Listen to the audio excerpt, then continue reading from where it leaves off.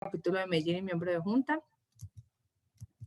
Miembro senior de la IEEE, tiene más de 18 años de experiencia en temas de seguridad de la información, con énfasis en gestión, informática forense y ciberseguridad. Entonces, profe, pues bienvenido, muchísimas gracias por aceptarnos este webinar y aquí lo dejo encargado. Chicos, cualquier pregunta que tengan, porfa en el chat y las vamos revisando para irlas resolviendo. Dale, profe, bienvenido. Gracias, Paola. Haciendo pues acá chequeo de sonido, dice Fanor que no está escuchando bien. ¿Me escuchan bien? Por favor, me confirman con chulito en el o en el chat para ver que estemos bien. Listo. Ok, perfecto. Muchas gracias. Muchas gracias, Paola, pues por tu presentación. Mil gracias a ustedes, pues también por su asistencia. Pues como bien lo dijo Paola, ahí podrán ustedes haberse dado cuenta, la ciberseguridad es mi chicle. Y pues qué más, qué rico pues poder estar con ustedes acá compartiendo pues un ratico acerca de tendencias pues en la parte de ciberseguridad.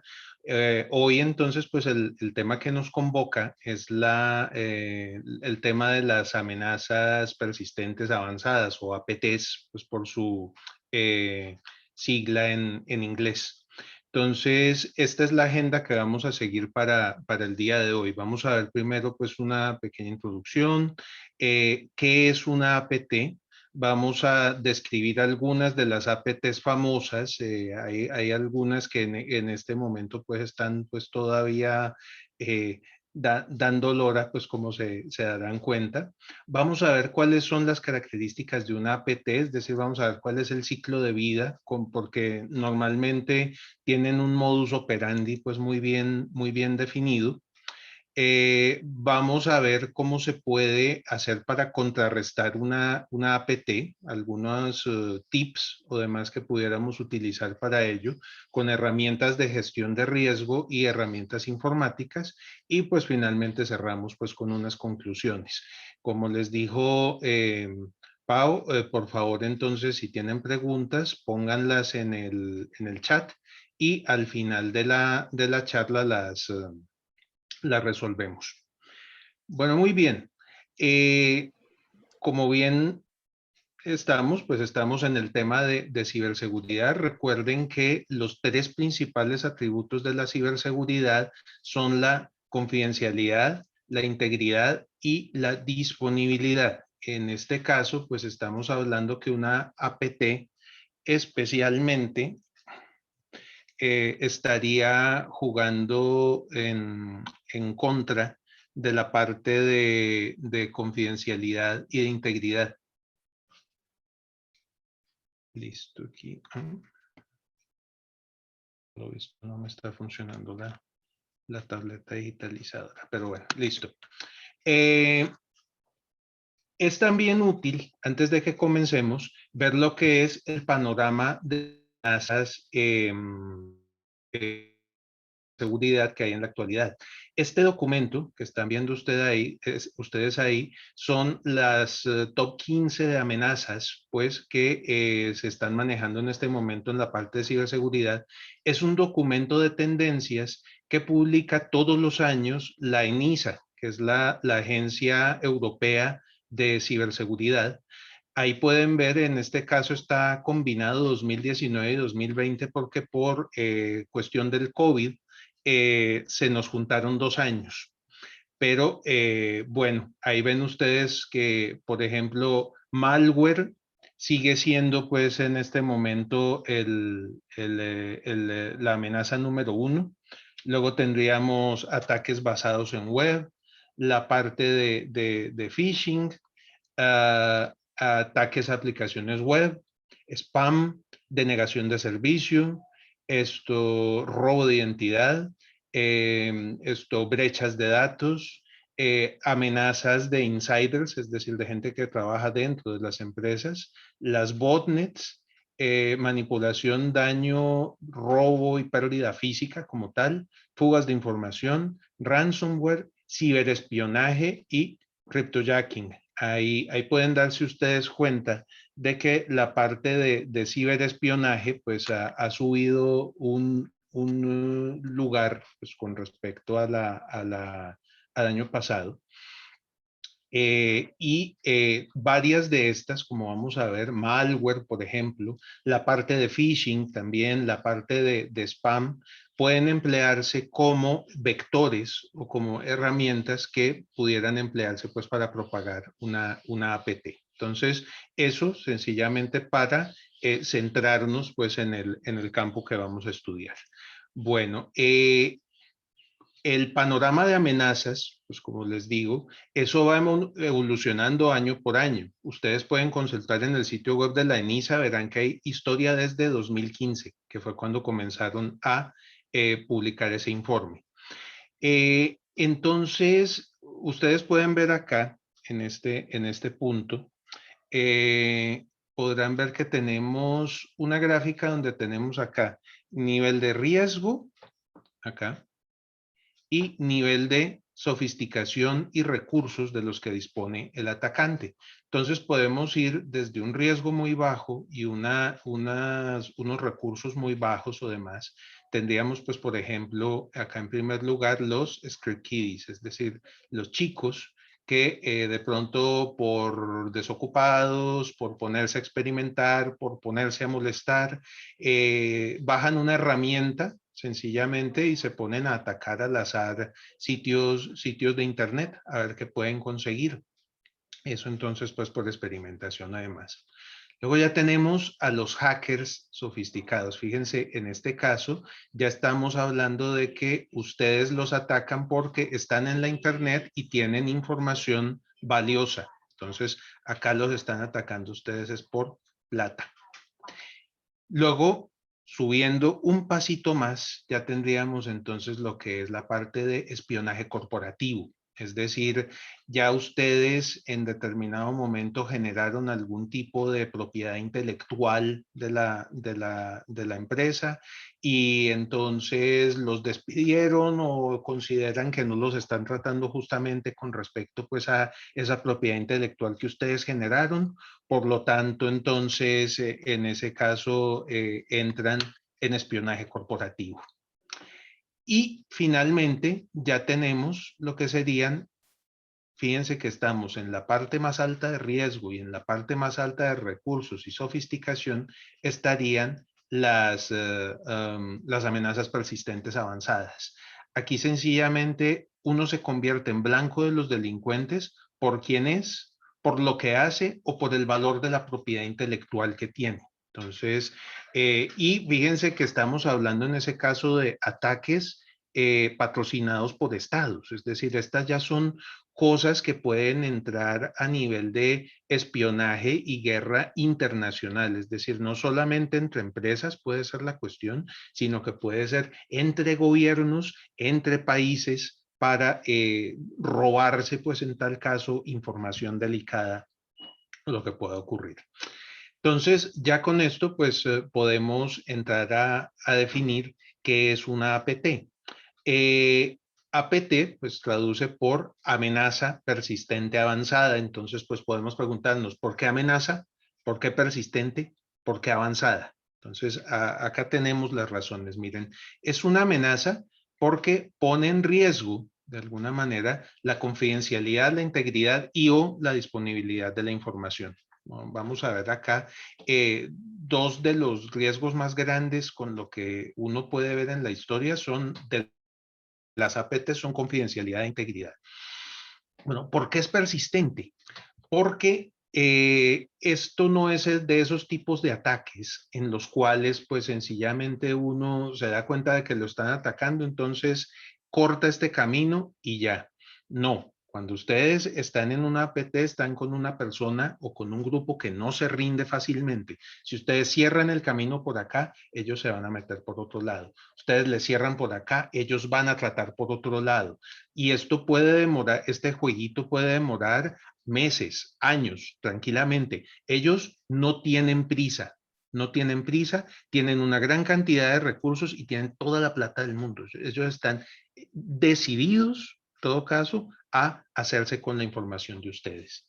Y el otro atributo, avanzada. ¿Por qué? Requiere de mucha preparación, es decir, antes siquiera de comenzar a hacer el ataque, esta gente ha preparado, ha escrito malware a medida, ha estudiado a fondo la empresa, se ha fijado cuáles son sus debilidades, cómo pueden atacar de la manera más destructiva, pues en este caso, pues, y de la manera más sigilosa, porque esa es la otra cosa. Fíjense que acá les pongo de última medios para ocultarse.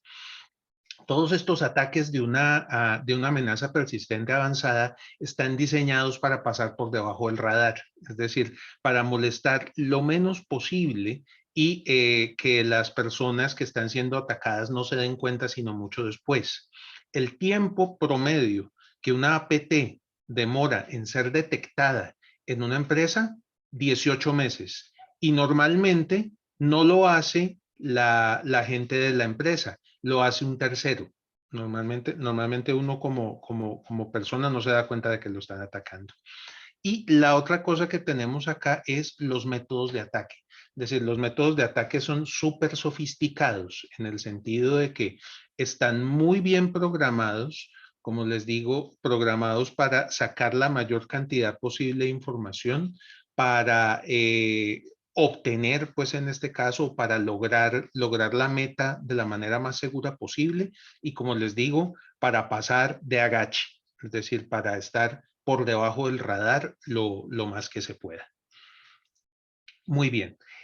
Ustedes podrían preguntarse en ese caso, ¿quién podría ser víctima de una APT? Es decir, fíjense que la triste realidad es que compañías de todos los tamaños, de todos los sectores de la industria que tengan activos de alto valor, podrían ser en determinado momento víctimas de una APT. Es decir, fíjense en esta frasecita acá, a mí me parece lapidaria, es decir, en el sentido de decir, ninguna organización con secretos valiosos u otras fuentes de ventaja comercial que puedan ser copiadas o aprovechadas está a salvo de una APT.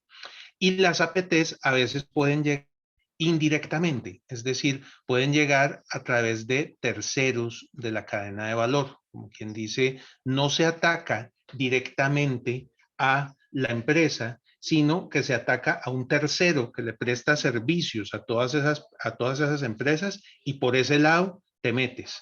Vamos a las APTs más recientes que hay, que se descubrió en noviembre del año pasado, opera de esta manera, es decir, atacando a un tercero de la cadena de valor. Muy bien.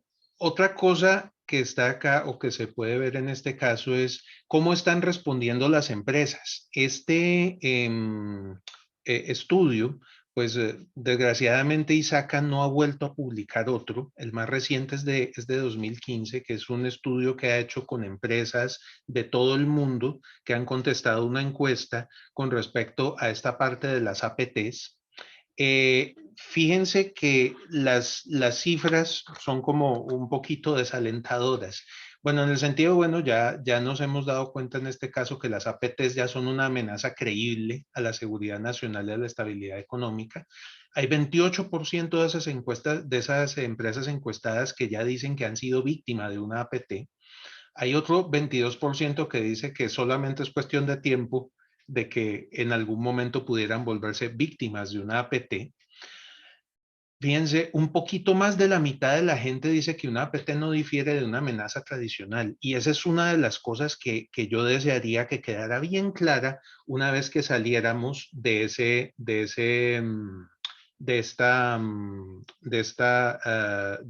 webinar. La APT para nada es una amenaza tradicional, es decir, los métodos y los objetivos que se miran acá son muchísimo más grandes y hay muchísima información más valiosa en riesgo. Y 4 de 5 empresas dicen que hace falta educación al respecto. Imagínense en eso.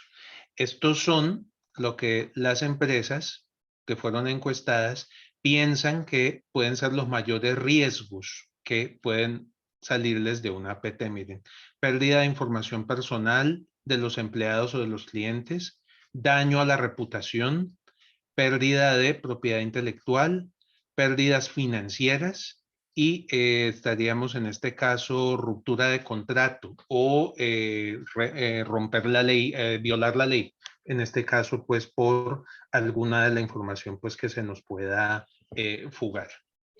Muy bien. Listo. Acá pues voy a hacerles un pequeño repasito de terminología de malware porque es decir, las APTs normalmente llegan a través de alguna de estas cosas. Es decir, tenemos pues por ejemplo el spyware, que es software espía que se instala pues en un computador y que transmite información de hábitos de navegación o de números de cuentas bancarias, contraseñas, nombres de usuario y demás a un equipo central. Tenemos pues también, por ejemplo, los keyloggers que pueden ser tanto en hardware como en software. Ustedes dirán, ¿una APT con hardware? Sí, ahorita les contaré pues de algunas pues que han tenido éxito por ese lado. Este pues lo que hace es capturar las pulsaciones del teclado, contraseñas, nombres de usuario, todo lo que se necesite. Los rootkits, que lo que hacen es manipular el sistema operativo.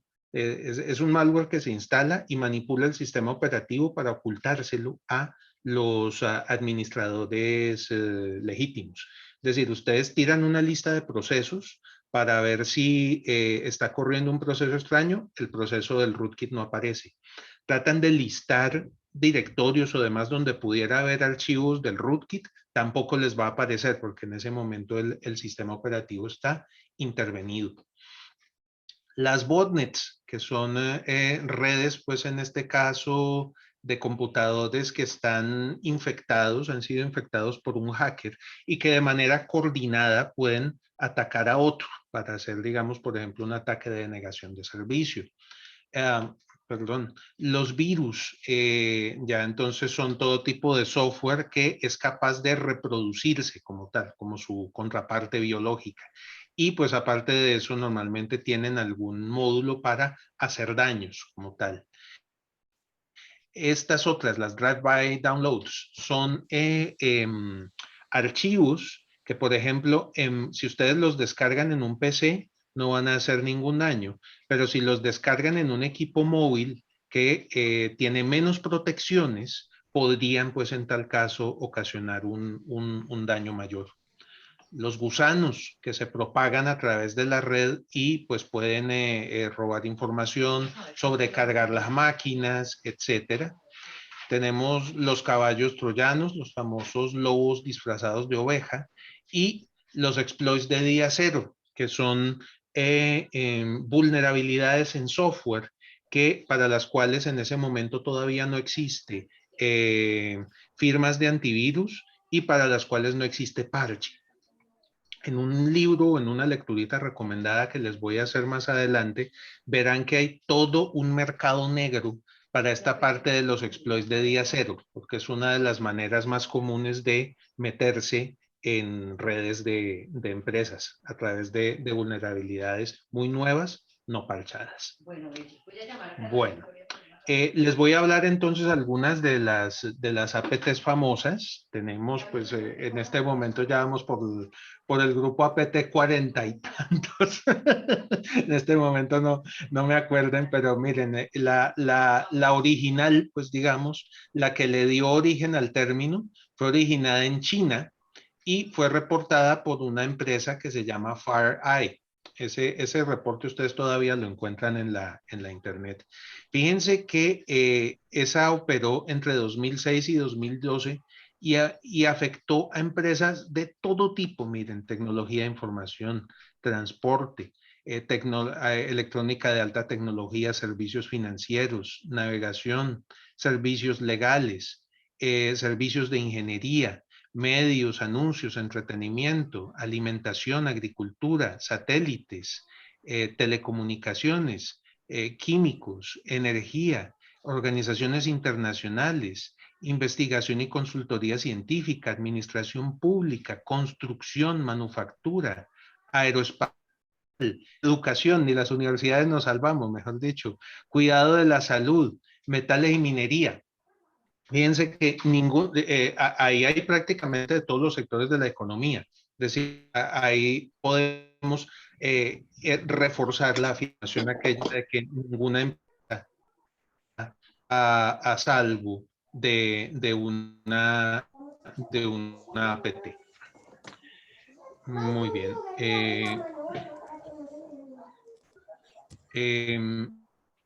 Bueno, siguiente.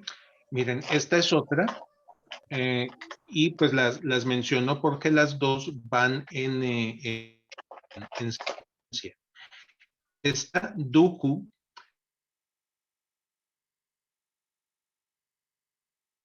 era una vez que se introducía e infectaba la red de destino, comenzaba a reunir información. Y pues la versión de Duku que se llegó a conocer, la que estaba documentada, empezaba, mejor dicho, qué tipos de archivos recogía en general. Recogía archivos doc, recogía archivos de Excel, recogía archivos, por ejemplo, PDFs y recogía archivos DWG. Quienes de ustedes recuerden la extensión, sabrán que DWG es la extensión para planos de AutoCAD. Entonces, pues en ese caso, esta gente iba detrás de planos, e iba detrás de diseños. ¿De qué?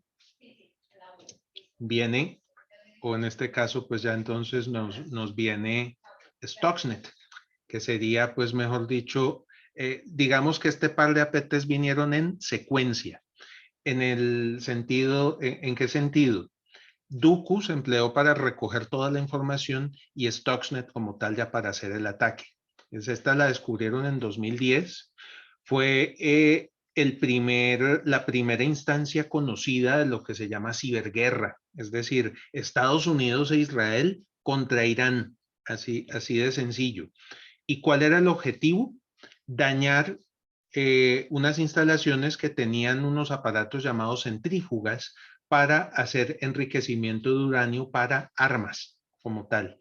Esta APT trabajaba bajo Windows y estaba apuntada a atacar todo lo que sería software industrial de Siemens, es decir, sistemas SCADA.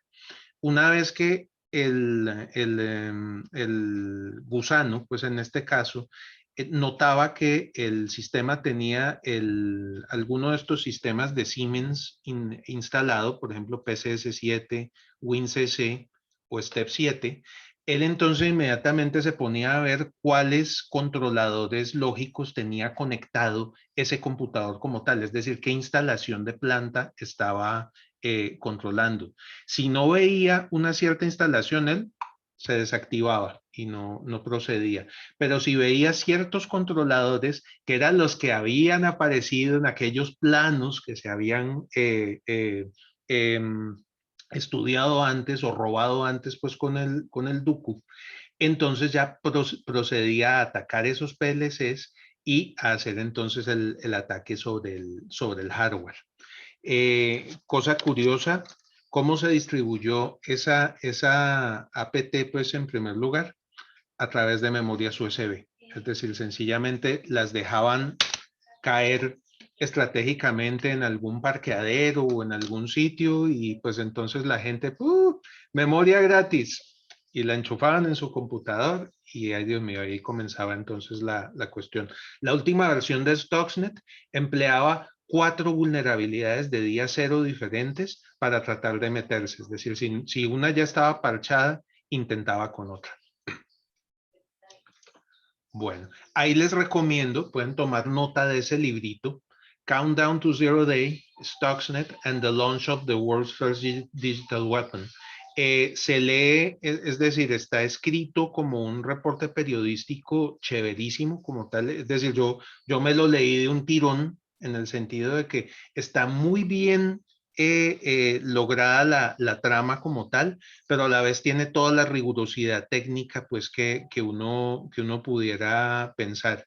Es decir, para ustedes sería una lectura interesantísima.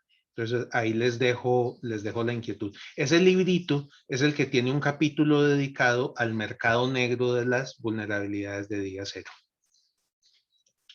Muy bien. Otra, acá tenemos pues ya antes de pasar a la súper reciente que tenemos, Flame. Esta fue descubierta en 2012, otra vez en Irán, entre Estados Unidos e Israel, pues mejor dicho, le estaban volviendo la vida de cuadritos a Irán. Esta grababa audio, capturas de pantalla, actividad del teclado, tráfico de la red, se robaba contactos de dispositivos Bluetooth y de nuevo, como les digo, tratando de pasar de agache. Y ya saltando más al presente, esta está súper vigente, la de Sunburst, que es la de SolarWinds, que esta se descubrió en noviembre del año pasado. Esta es un ejemplo de ataque de cadena de suministro, en el sentido de que a las empresas que se atacaron, no las atacaron directamente, sino que atacaron a SolarWinds, que es un proveedor, pues digamos, de clase mundial de software de gestión y control de redes, irónicamente, de software para detección de APTs. ¿Qué hizo entonces, qué hizo esta gente en este caso? Mediante investigación en GitHub, imagínense, averiguaron una contraseña de un servidor FTP donde estaba almacenado parte del código fuente e introdujeron entonces cambios en el código fuente de una DLL de tal manera que pues se metiera ya al proceso normal de desarrollo de software, y ese software acabó en algún momento hasta firmado con la clave privada pues de SolarWinds, indicando pues que podía ser software perfectamente legal. Entonces, esa actualización se propagó pues a gran cantidad de sitios que tenían instalada la suite de SolarWinds y comenzó entonces a hacer de las suyas. Diseñada, pues mejor dicho, para hacer la comunicación deliberadamente lenta, es decir, por ejemplo, ella podía reportarse a sus dueños, por decirlo así, 12 días después de la infección, para evitar pues que uno pudiera correlacionar determinadas cosas. La comunicación también, para hacer exfiltración de información, se manda un puchito de información y podría esperarse hasta 2 horas a mandar el siguiente puchito de información o demás. Toda esa comunicación se hace a través de consultas al DNS, al servicio de nombres de la Internet, creando entonces nombres de dominio para operaciones especiales que en determinado momento pudiera ejecutar la APT. Es decir, como les digo, no se sacaba información directamente a través de un archivo comprimido o cosas de esas, sino se podía exfiltrar información de a poquitos a través del DNS. Y pues en caso de que la gente determinara que la empresa era buena para atacar, entonces ya permitía instalar puertas traseras en los equipos, pues ya para efectuar control, crear archivos, copiarlos, activar micrófonos, cámaras, etcétera. Bueno, ya pues mejor dicho lo que necesiten. Como pueden ver, un software bastante fregado, pues mejor dicho, en cuanto a las cosas que puede hacer. Estas son algunas de las fuentes que podrían hacer ataques APT. Aquí ya hemos visto a la Agencia Nacional de Inteligencia de la CIA de Estados Unidos, es decir, las agencias de inteligencia pueden estar detrás de esto, detrás de secretos políticos, comerciales, secretos de defensa o sabotear programas de defensa de otros países, etcétera. Grupos criminales también pueden estar detrás de esto. Es decir, ustedes si buscan ataques APT en la Internet, van a ver que los grupos criminales que tienen que ver con APT están numerados. Eso hablan del grupo APT2, APT3, APT48, es decir, hay ya un resto. Y pues de diferentes procedencias, Rusia, China, etcétera. ¿Qué va buscando la gente? Pues mirar, por ejemplo, cómo hacer transferencias de dinero, hacer extorsión, vender secretos. Los grupos terroristas también pueden estar detrás de esto. Los grupos activistas, es decir, por el estilo ¿cómo es que se llama? De Anonymous, podrían estar buscando información confidencial o afectar servicios pues de alguna manera. Y las Fuerzas Armadas, recuerden ustedes que ya las Fuerzas Armadas de los países ya no tienen tres ramas, como se acostumbraba antes, es decir, el ejército como tal para la tierra, la Fuerza Aérea para el aire y la Armada para los ríos y los mares, sino que ya tenemos comando cibernético. Entonces, pues ya en ese caso estamos diciendo de que se puede llegar a instancias de ciberguerra como tal. Entonces, las Fuerzas Armadas podían emplear información obtenida en una APT como información de inteligencia. Muy bien. Estas son, ya habíamos visto, algunas de las características de la APT. Es muy bien investigada, como les digo, es hecha a medida, por lo general, de la empresa o grupos de empresas que estos criminales quieran atacar. Es sofisticada en el sentido de todos los métodos avanzados que se emplean pues para esto. Es sigilosa, de nuevo, pasa por debajo del radar y es persistente. Vamos a ver ahora un poquito cómo es el ciclo de vida de una APT. Ahí tienen ustedes el grafiquito y fíjense que repite como tal.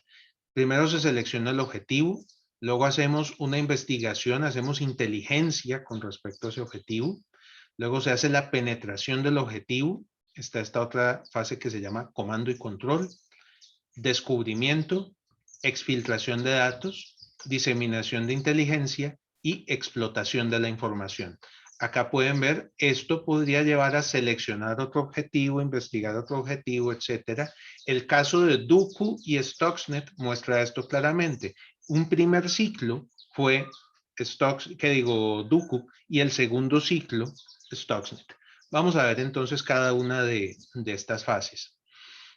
La primera, bueno, ya vimos, esta sería realmente la tercera. Una vez que seleccionamos el objetivo y hacemos toda esa inteligencia cuidadosa y demás, es decir, uno puede demorarse tranquilamente meses o años planeando una cosa de estas para que salga realmente bien.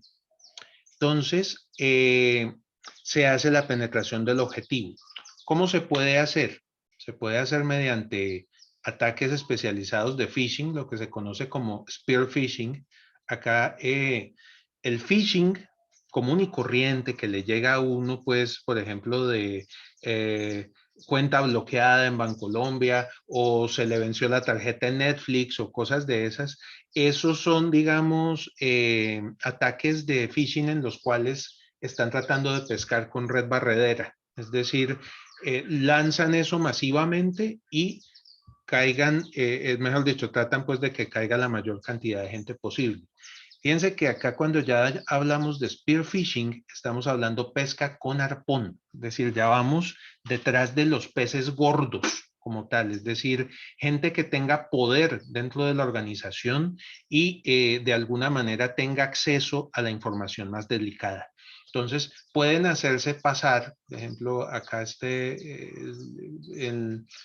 era de una empresa que se llama Mandiant, que ahorita hace parte de FireEye.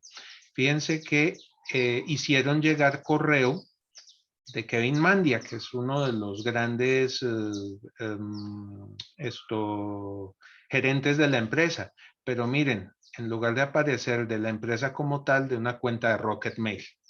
Es decir, pueden abrir cuentas falsas en Gmail o demás, fiándose en que la gente no va a leer completa la información como tal de dónde viene, sino que ven el nombre, ok, el nombre del gerente de la empresa, esto tiene que ser cierto.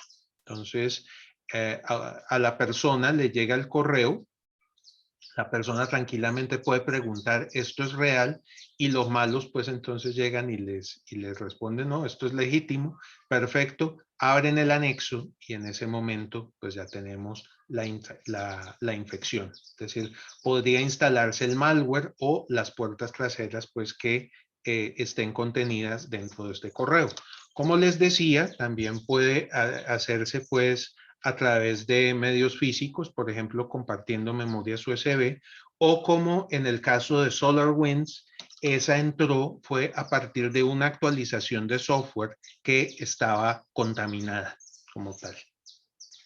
Bueno, muy bien. Una vez que el software maligno se instaló, entonces entra a la fase que se llama comando y control. Ahí entonces el malware contacta a un centro especial que se llama centro de comando y control, que es un computador que está bajo el control de los grupos APTs. Y este contacto se puede hacer a través de DNS, por ejemplo, a través de canales encubiertos, de tal manera que el tráfico pase, como ven ustedes ahí, por el firewall sin levantar sospechas. Y entonces dice, listo, vea, ya logré coronar, acá estoy listo para hacer su voluntad, para hacer su trabajo, pues sea cual fuera. Entonces, normalmente se emplean canales cifrados o comunicaciones encubiertas, como les decía, empleando nombres especiales en el DNS se puede codificar eso. Muy bien. Una vez ya logramos contactar el centro de comando y control, comenzamos la fase de descubrimiento. Entonces, en la fase de descubrimiento, lo que hace el malware en este caso es escalar privilegios, es decir, se convierte en superusuario de la máquina en el que está, hace un reconocimiento interno, es decir, se fija dentro de esa máquina qué recursos, qué información interesante hay como tal, y puede tratar de hacer lo que se llama movimiento lateral, es decir, mirar equipos que estén conectados a él y que también se pudieran invadir. Entonces, en ese caso, podemos saltar a otros equipos que estén dentro de la empresa. Y importante, mantener la presencia, es decir, esto lo equiparo yo a poner un pie en la puerta para evitar que me la cierren, para poder entrar más fácilmente después. Acá pueden ver ustedes un script típico de APT como tal que se ejecuta en una máquina una vez comienza esta fase de descubrimiento.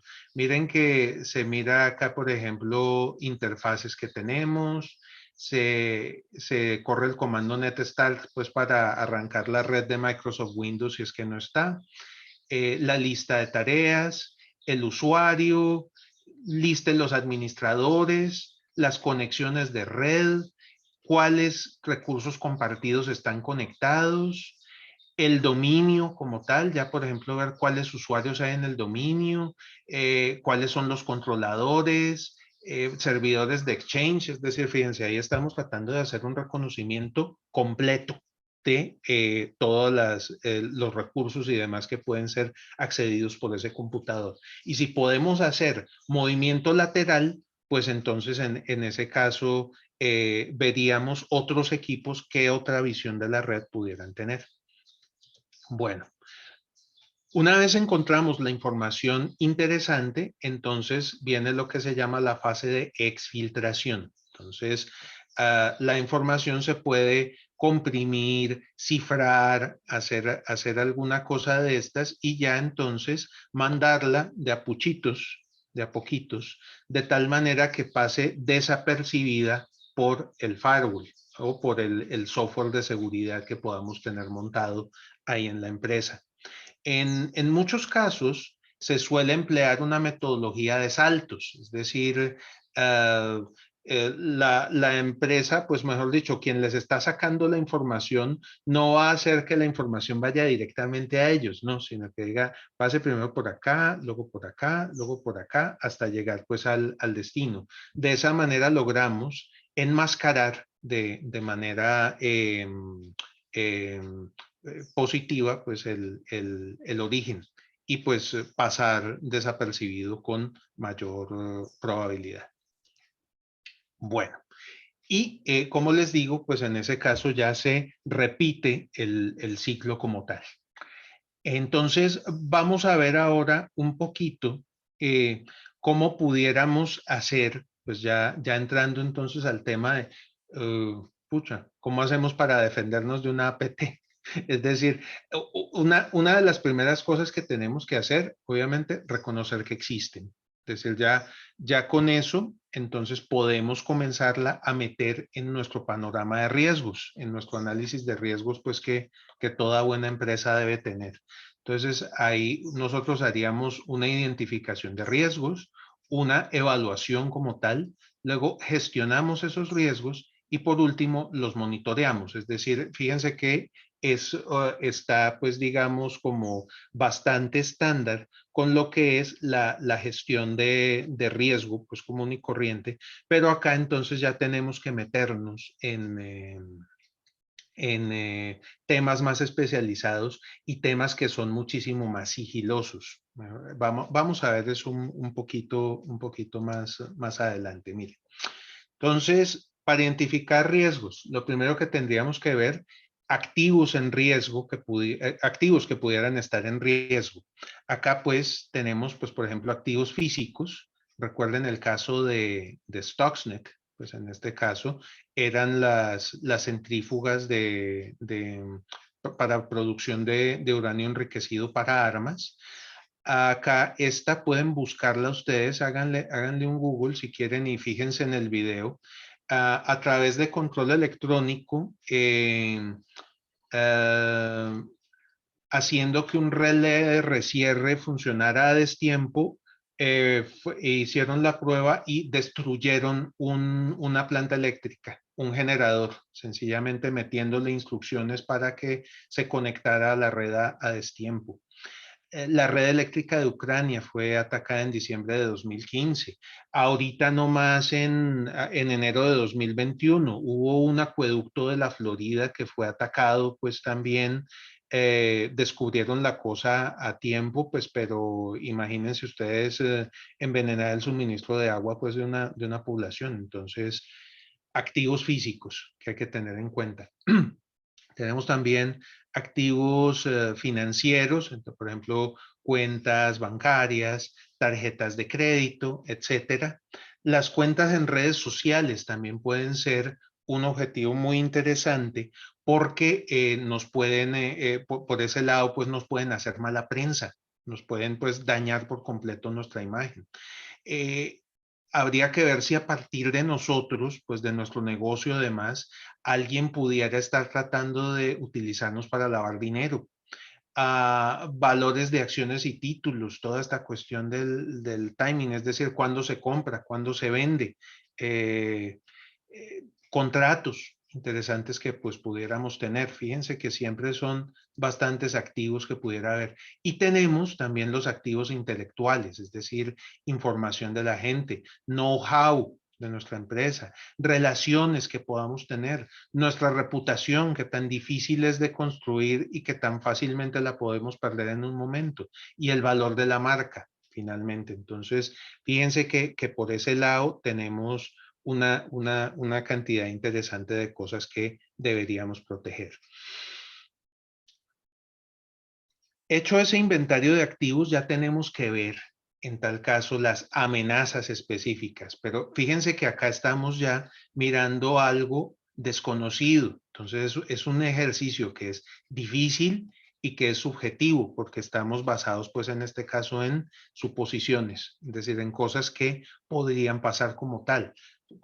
Todos los ataques de APT, a pesar de que siguen el mismo modus operandi, son diferentes. Entonces, pues son sin precedentes, son inesperados, son inciertos. Si nosotros en este caso tenemos que involucrar a los directivos en estas cosas, contarles, capacitarlos acerca de estas cosas y mostrarles evidencia concreta de que alguna cosa de estas puede ocurrir. Porque, pues, si no, de pronto, pues dirán, no, esta gente está loca. Entonces tenemos que documentar y tenemos que hacerle conciencia a la gente de que estos riesgos existen y son de una incidencia pues tremendamente alta. Entonces, ojo con eso. Y luego entonces pues ya hacemos un ejercicio de identificación y evaluación del riesgo. Es decir, esta herramientica pues puede ser ya familiar para muchos de ustedes, la famosa matriz de evaluación del riesgo, en el cual ustedes tienen por un lado el impacto y por el otro lado la probabilidad. Y dependiendo entonces de dónde queden ubicados sus riesgos o sus amenazas dentro de esta matriz, entonces ustedes proceden a hacer la respectiva respuesta de gestión de ese riesgo. Tenemos otro riesgo que pues en este caso también es muy latente, lo que se llama el riesgo moral. Es decir, supongamos que atacan a la empresa de ustedes, por decir algo así, pero ustedes como responsables de gestión del riesgo no sufren daño. Quien sufre daño es sus clientes. Entonces, en ese caso, cuando estamos ya tratando de evaluar riesgos morales, de pronto nos podemos quedar cortos. Entonces, hay que tener mucho cuidado en este caso de nuestra cadena de valor, ver entonces ciertas o determinadas cosas cómo podrían afectar no solamente a nosotros, o ver de pronto que no nos afecten a nosotros, pero de pronto afectan a nuestros clientes o a nuestros proveedores. Entonces, son cosas que también hay que tener en el radar. Una vez ya hecho pues todo el inventario y demás, entonces ya podemos escoger cuál respuesta de tratamiento de riesgo podríamos emplear. Lo mitigo, es decir, trato de disminuir su impacto, lo acepto, espero pues en este caso que no, porque pues implicaría decir que no tenemos nada que hacer, lo evitamos, es decir, evitamos hacer esa actividad a toda costa, o podemos apoyarnos en terceros o en seguros o cosas de estas. Cuando ya vamos a presentar pues todas las cosas pues ante la gerencia y demás pues para lograr el apoyo, tenemos que construir un caso de negocio convincente, pues para que podamos tener pues realmente los recursos que se necesitan en este caso para luchar contra este tipo de amenaza. Muy bien. Estas ya son algunas medidas clave que ustedes podrían emplear o implementar para mitigar ataques de APT. Pues una cuestión sería evaluación coordinada del riesgo, es decir, ya no pensar en que estamos haciendo solamente riesgo de TI, o que tenemos, pues mejor dicho, riesgos separados a lo largo y ancho de la empresa, sino que trabajamos todas las partes de la empresa en conjunción. Podemos también en ese caso pues hacerlo con algunos elementos críticos de nuestra cadena de valor. Así como hacemos, perdón, evaluación coordinada, pues también hacemos respuesta coordinada. Tenemos que gestionar nuestros activos de información, es decir, mantenerlos siempre en el radar, mirar dónde los tenemos, que tengan su respectivo dueño, su respectivo custodio, que estén debidamente protegidos. Importantísimo, la política de mínimo privilegio, es decir, que los perfiles de acceso a la red funcionen pues de tal manera que solamente se permita que una persona acceda a la información que necesita estrictamente para cumplir su tarea, ni más ni menos. E igual debemos tener segregada la red. Esto entonces pues de acuerdo a actividades, a cosas del negocio, para evitar pues en tal caso que se nos pueda fugar información o que, mejor dicho, que pueda fluir información de procesos que no se necesitarían a algunas otras partes de la red. Es importante tener eso. Hacer también la gestión de vulnerabilidades, es decir, dónde estamos siendo débiles, estar haciendo constantemente pues estos estudios y estar mitigando pues esas vulnerabilidades a tiempo. Súper importante, la educación de los usuarios. Es decir, en la medida que nosotros hagamos que los usuarios, tanto de alto como de bajo nivel, sean conscientes acerca de todas estas cosas que están ocurriendo, y la manera como ellos podrían ayudar a mitigar estas cosas, es decir, por ejemplo, a ayudarles a reconocer un phishing, comportamientos extraños en sus equipos, todo este tipo de cosas, animarlos a reportar cosas, es decir, no ponernos nosotros en el nivel, en el papel que a ratos se ponen los departamentos de TI. Ah, no, el usuario, error de capa 8, otra vez este canzón, pues mejor dicho, con todo lo que tiene que hacer. Si nosotros en ese caso le cerramos la puerta al usuario, nos estamos pegando un tiro en el pie, porque estamos haciendo que esa primera línea de defensa, esos usuarios que nos podrían ayudar a mirar esos comportamientos extraños y demás, los estamos espantando. Entonces nos quedamos sin ese punto de detección. Entonces, importantísimo, capacitar a los usuarios y confiar en lo que nos puedan decir.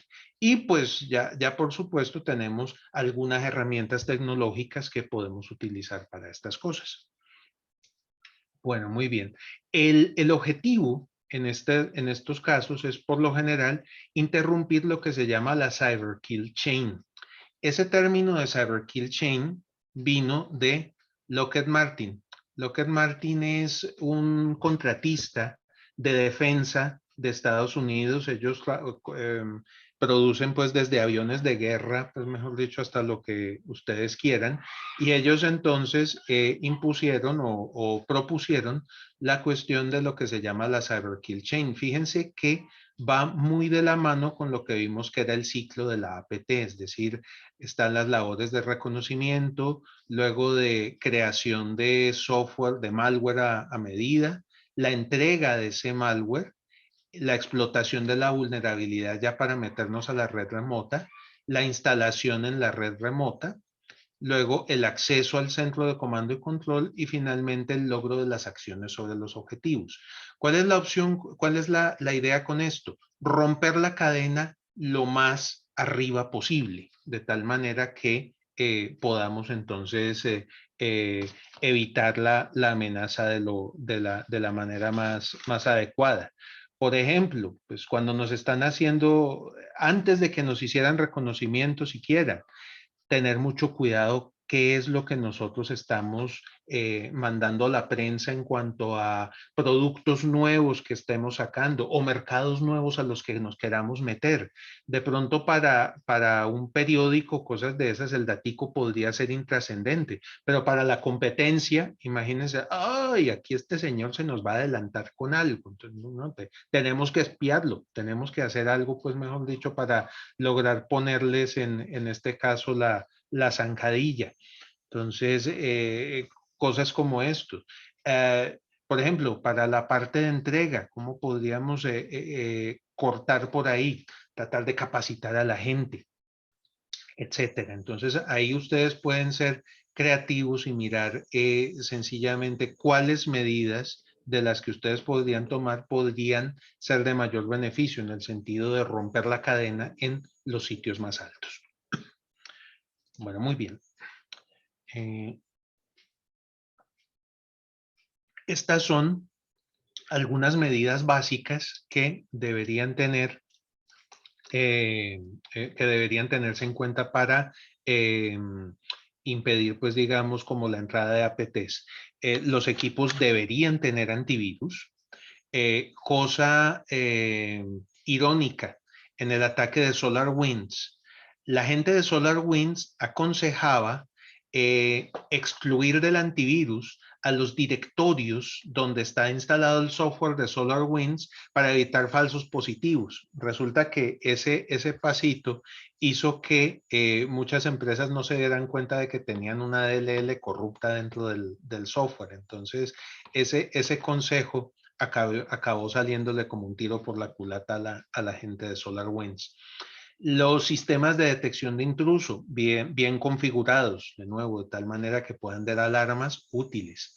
Firewalls que permitan hacer estudio del tráfico, pues como tal, y que permitan llevar logs de tal manera que nos permitan ver sitios donde mejor dicho, como lo que uno hace pues en estos casos, como estamos viendo contra algo desconocido, uno tendría que construir línea de base de su red, como para ver cuáles son los dominios o cuáles son los sitios o demás que se consultan con frecuencia. Si ustedes empiezan a ver demasiados sitios nuevos o digamos, o que se acceden a horas extrañas o en intervalos extraños o demás, por ese lado puede haber comportamientos sospechosos.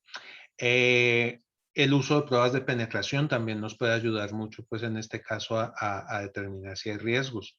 Emplear autenticación fuerte para evitar, pues digamos que con una sola contraseña, pues se pudiera acceder a determinados datos delicados. Muy bien. Estos ya son medios avanzados como tal. Ya podríamos tener sistemas de detección de intrusos, que digo, prevención. Recuerden que el detector de intrusos es como una alarma. El de prevención de intrusos ya toma acciones como tal, es decir, ya es capaz de desconectar una conexión de red, hacer seguimiento a la conexión, pues a ver dónde es que se están yendo esos datos y demás. Podemos tener también sistemas de prevención de pérdida de datos que puedan ver, es decir, datos que están siendo procesados, datos que están en reposo o datos que están en transporte, tratar de ver entonces que no salgan del perímetro al cual están circunscritos. Estaría la parte de escanear vulnerabilidades, de nuevo aparece acá. Ejecutar código sospechoso en sandbox, además pues para descartar que vaya a ser algo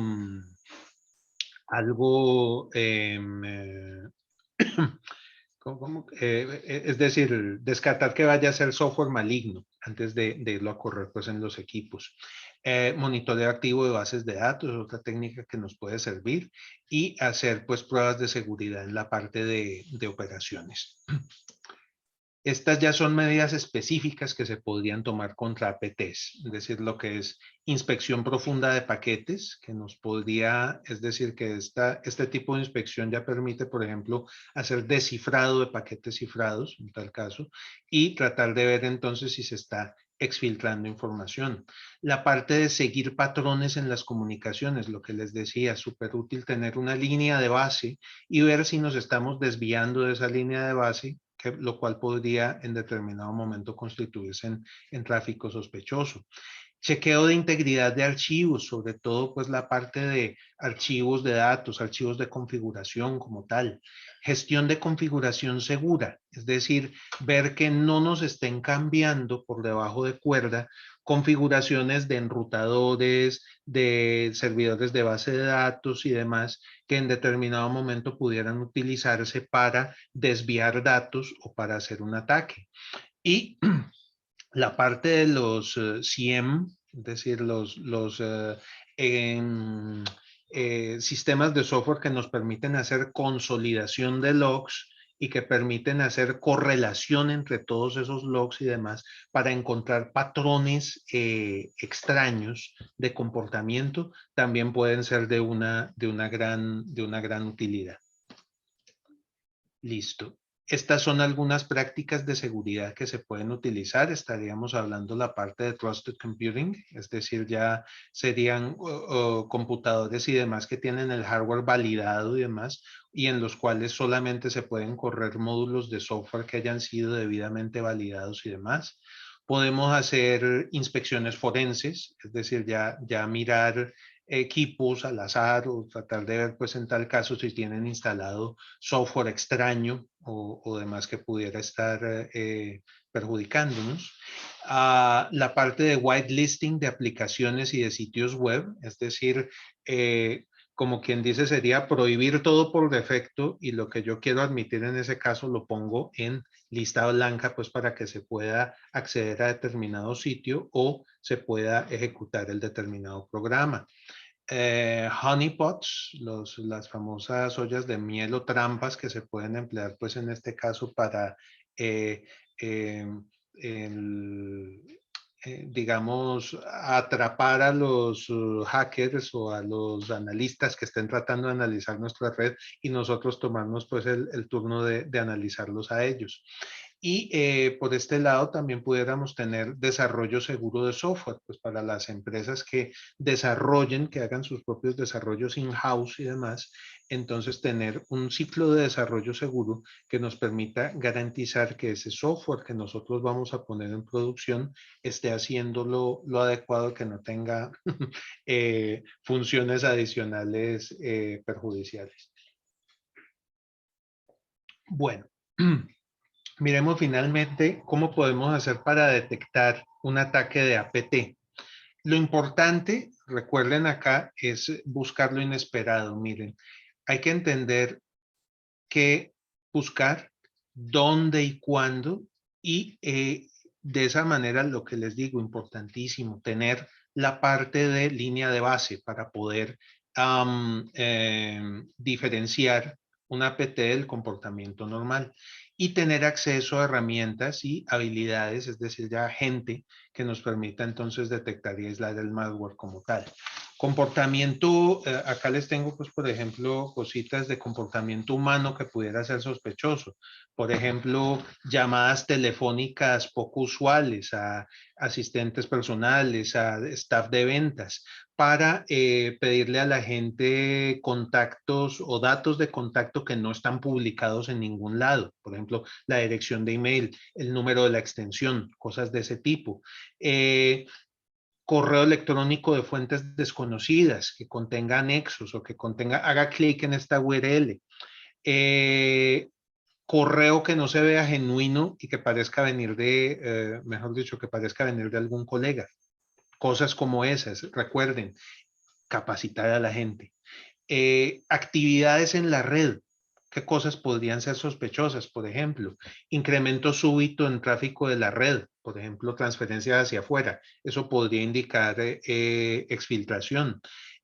Patrones inusuales de actividad, por ejemplo, actividad en la red en horas que no son de oficina o por puertos que nunca se habían visto en tal cosa. Muchas consultas extrañas a DNS. Ahí hemos visto que DNS es uno de los métodos de exfiltración que se emplea. Algunos equipos empiezan a mostrar búsquedas de archivos. Es decir, uno normalmente no es que corra constantemente listas o directorios recursivos o cosas de esas. Hay que tener cuidados. Archivos comprimidos, por ejemplo, que vayan hacia afuera y que estén protegidos con contraseña o que estén cifrados, alguna cosa de esas. Tráfico hacia direcciones falsas o hacia dominios que nunca se habían tenido tráfico como tal. Llamadas extrañas en software, pues mejor dicho, o a DLLs o a APIs, pues que nosotros no estábamos acostumbrados. Fíjense que hay que tener logueo en la red, logueo en los equipos como tal, es decir, es algo que tenemos que estar, como les digo, muy pendientes. Bueno, momentos que yo les diría, pues en este caso, para estar en alerta máxima. Uno sería después de una campaña publicitaria, es decir, especialmente si se dice, vamos a ingresar a tal mercado, o hemos adquirido tal sistema, o hemos adquirido tal compañía, o vamos a desarrollar alguna de estas cosas. La competencia o alguien como tal puede estar tratando de sacarnos esa información, pues para lograr provecho. Cuando se vaya a ingresar a un mercado nuevo, ahí la competencia puede estar tratando de evitar, pues mejor dicho, que nosotros entremos como tal. Cuando se vaya a negociar un contrato importante, es importante pues también hacerlo. Después de identificar una vulnerabilidad, si nosotros ya sabemos que somos vulnerables a algo, ojo, entonces hay que fijarse si de pronto no nos irán a atacar o ya nos están atacando por esa determinada vulnerabilidad, ¿vale?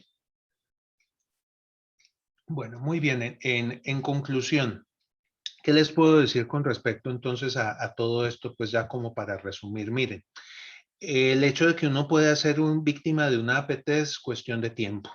Es decir, ahí entonces tendríamos, la idea es no actuar como si decir, no, eso nunca me va a pasar a mí. Más bien pensar ¿Cuándo me podría pasar? Y como les digo, pues en tal caso, tener esos riesgos en el radar como tal. Segundo, que yo les comentaba acá lo importante, hacer conciencia. Es decir, debe existir conciencia de este riesgo, tanto desde la parte es decir, desde la alta directiva, que son los que nos van a ayudar en este caso con los recursos para poderlo gestionar, como desde el usuario más raso. Recuerden que el usuario como tal, un usuario bien entrenado y bien capacitado y bien empoderado es nuestra mejor línea de defensa. Un usuario vilipendiado, por decirlo así, se nos puede convertir en nuestro peor enemigo, porque ya no nos va a buscar y va de pronto a hacer, ahí sí como decir, a hacer bobadas pues con la información sin saber que está actuando mal. Entonces, ojo, tenemos que tener conciencia.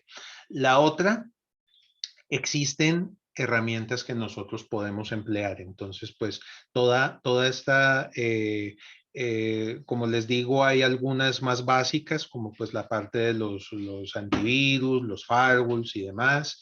Y ya dependiendo pues de la cantidad, del tipo de información y demás que nosotros queramos proteger, entonces pues ya podemos tener acceso a herramientas más complejas que nos puedan ayudar en ese caso, sistemas de detección de pérdida de datos, ya otros que empleen, pues, por ejemplo, sistemas de inteligencia artificial o demás que puedan detectar que algo incorrecto está ocurriendo con nuestra información, etcétera. Y, pues, es decir, sabidos, pues, o ya informados acerca de este riesgo, pues, importantísimo, pues, en este caso, permanecer alerta. Como lectura, pues para referencia como tal, pues está la parte de la guía de ciberseguridad de ISACA, de ahí pues saqué algunas ideas. Y este librito como tal que todavía está muy vigente, cómo administrar el riesgo o gestionar el riesgo del negocio de ISACA. Para de ustedes los que sean miembros de ISACA, es gratuito. Ustedes lo pueden bajar, es una horita muy completa. Bueno, entonces pues con eso termino mi intervención. Entonces voy a mirar acá en el chat. Tengo por acá, Luis Martínez dice, mira el caso de Life Miles con la empresa Cita. Efectivamente ahí entonces, esa es noticia inclusive de esta mañana, esa está fresca del horno. Es decir, atacaron pues a esa empresa Cita y exfiltraron algunos datos de socios de Life Miles que hasta el momento parece que pues no hubiera sido pues la cosa como mucho más grave, pero hay que esperar, quién sabe pues mejor dicho pues hasta dónde puede haber llegado la cosa. Listo. Luego dice o pregunta Marcos, acá dice, hola, pregunta. Cuando menciona que la persona que encuentra una PT es un tercero, ¿es porque se encuentra en medio de una prueba de seguridad de un tercero o un red team contratado externo? ¿Por qué alguien externo se entera de forma accidental e informa?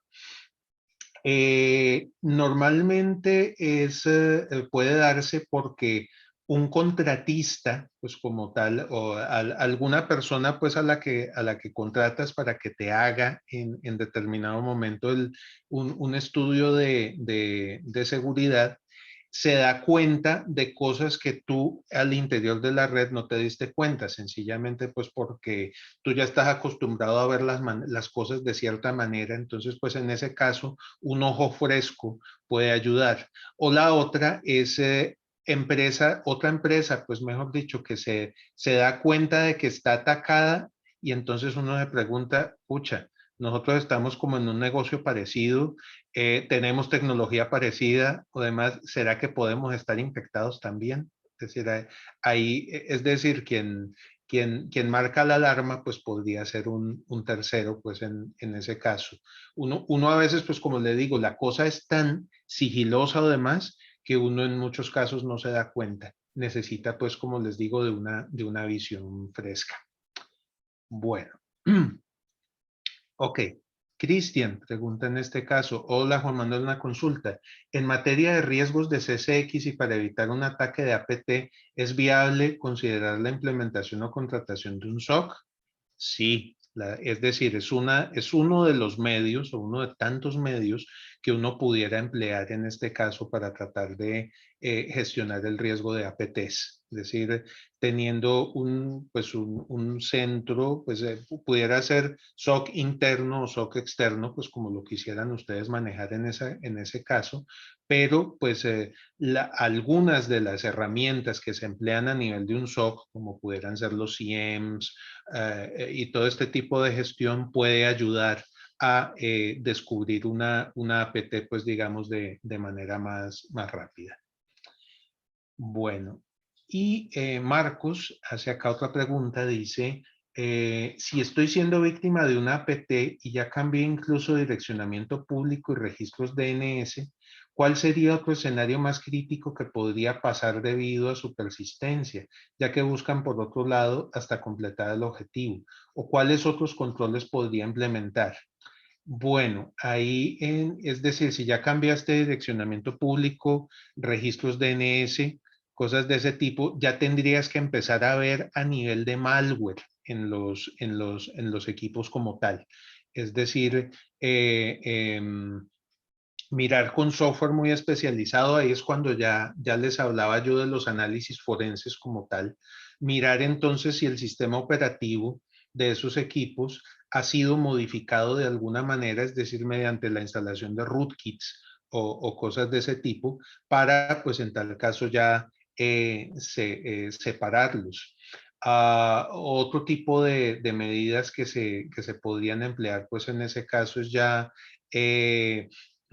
establecer controles pues ya digamos a nivel de los firewalls, sistemas de detección de intrusos, sobre todo lo que les comentaba muy bien, conocer mucho cómo funciona la red de uno en estado normal, para cuando comienza a ver uno de pronto esas cosas, aunque sean poquitas, pero normales, entonces ya uno comenzará a tejer, digamos, la cadena pues de lo que se quería ver.